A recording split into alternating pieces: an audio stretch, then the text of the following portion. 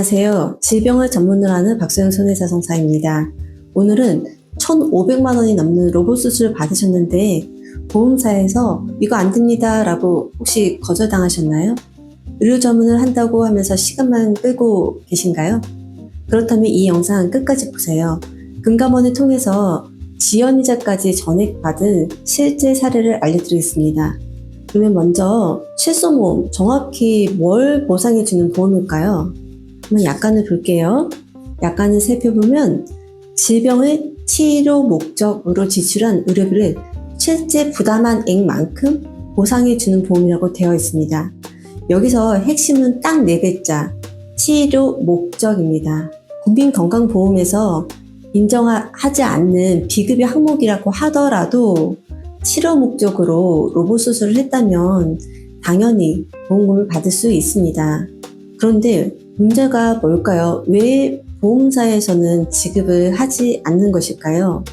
보험사들이 이 치료 목적을 범위를 극도로 좁게 해석을 한다는 겁니다. 특히 다빈치 로봇 수술처럼 비용이 높은 항목은 더 심하게 판단을 하죠. 약간 자의적인 판단이겠죠. 실제 보험사 의료자문서를 보면요, 이런 말들이 나옵니다. 작은 군종 위치상 난이도가 높지 않아서 복강경으로 충분한데 왜 로봇 수술을 했냐, 그리고 왜 비싼 로봇 수술을 했는지 판단하기 어렵다, 그리고 이 로봇 수술이 적정했는지도 판단하기 어렵다라고 의료 자문 결과서에 나와 있는 경우가 있거든요. 예전에는 개복 수술을 했거든요. 제가 예전에 간호사 때만 해도 개복 수술을 했어요. 배를 다 갈라서 하는 수술인데 감염의 위험이 높고 회복 기간도 길고, 그래서 그 다음에 나온 수술이 복강경 수술입니다.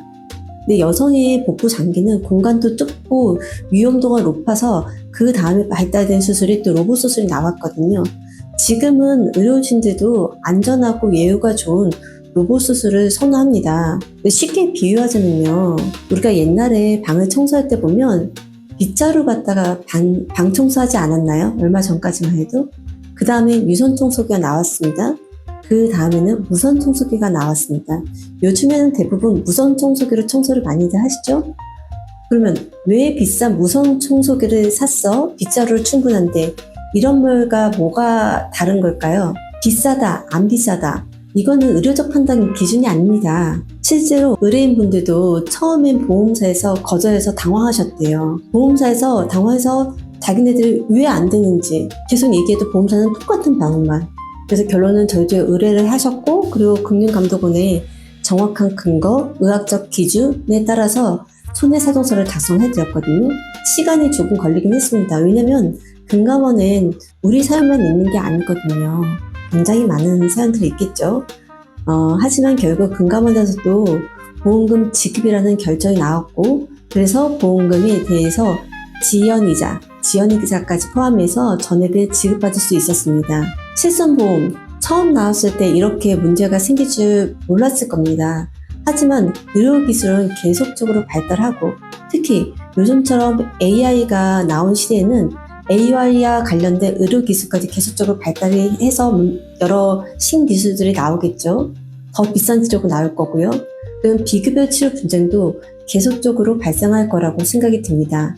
혹시 로봇 수술이나 비급여 치료를 받으셨는데 보상을 못 받으셨다고요?